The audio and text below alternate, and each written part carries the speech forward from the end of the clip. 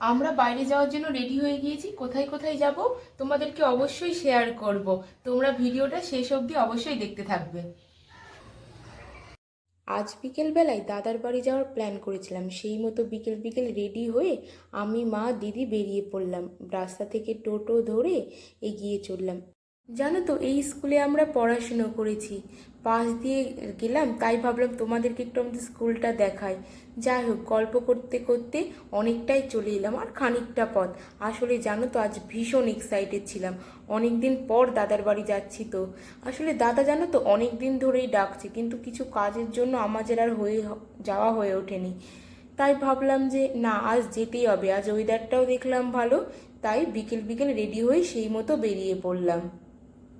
রাস্তায় যেতে যেতে একটা র্যালি চোখে পড়লো। বাচ্চাগুলো কি সুন্দর সেজে ড্রাম বাজাতে বাজাতে এগোচ্ছে।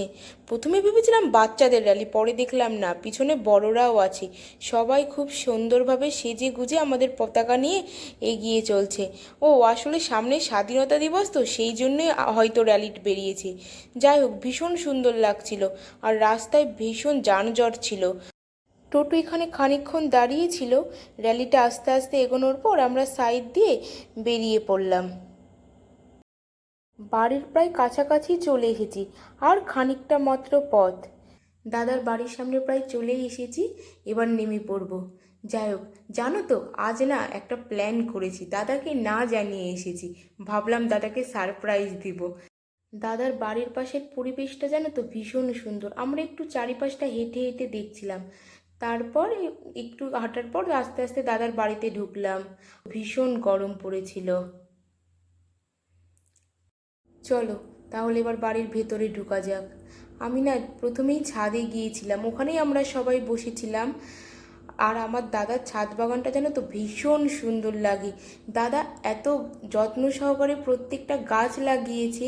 এইদিকে তোমার যে গাছগুলো ছিল সব শীতের ফুলের গাছ, আর তোমার আরও বিভিন্ন রকমের গাছ ছিল।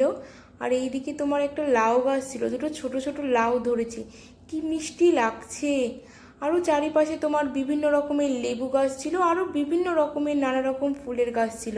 দাদা আমাকে প্রত্যেকটা গাছের নাম বলছিল, আর প্রত্যেকটা গাছ ঘুরে ঘুরে দেখাচ্ছিল।